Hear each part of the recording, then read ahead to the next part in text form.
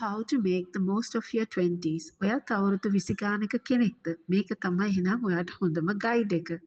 ඔයාට කවදා හරි හිතිලා ඇති මගේ 20 ගණන් මේ විදියට යන්න ඕනි කියලා. ඇත්තට මේක හරි හොඳ ප්‍රශ්නයක්. ඒ වගේම ගොඩක් වටින ප්‍රශ්නයක්.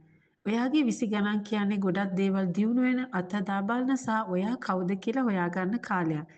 ඒ කාලේ ගත කරන්න එකම නිවැරදි විදිහක් නැහැ. හැබැයි නිවැරදි විදියට හිතුවොත් සහ පොඩි වැඩ ටිකක් කළොත් ඔයාගේ මේ ලස්සන කාලේ අර්ථවත් විදිහට ගෙවන්න පුළුවන්. 1.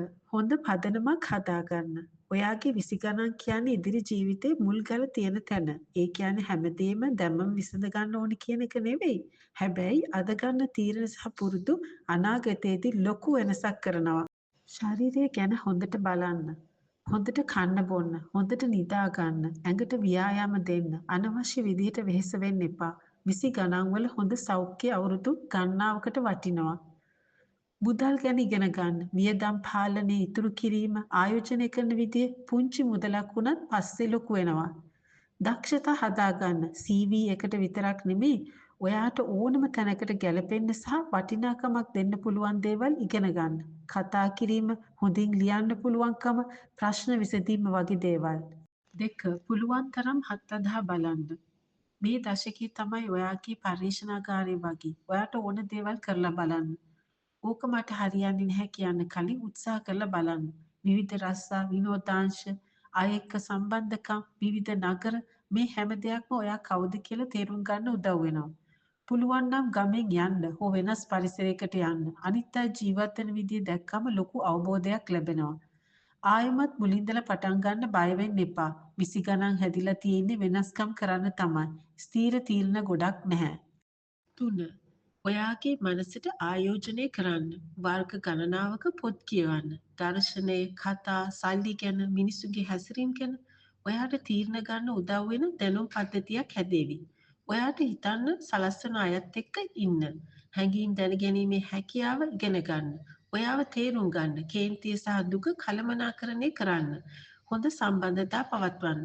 4. වටිනා සම්බන්ධකම් හදාගන්න. ගුරුහරුකම් දෙන අය මෙන්ටර්ස් හොයාගන්න. හොඳ යාළුවන්ව රැකගන්න.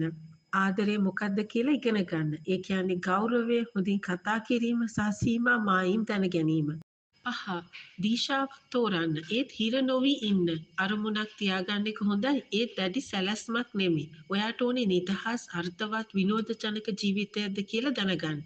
ඒත් ඒක වෙනස් වෙන්න දෙන්න. නිතපතා හිතලා බලන්න. මට වැඩ කරන්නේ මොනවද? මට වැඩක් නැත්තේ මොනවද කියලා අහන්න. අවදානම් අඩු වෙලාවේ අවදානමක් ගන්න.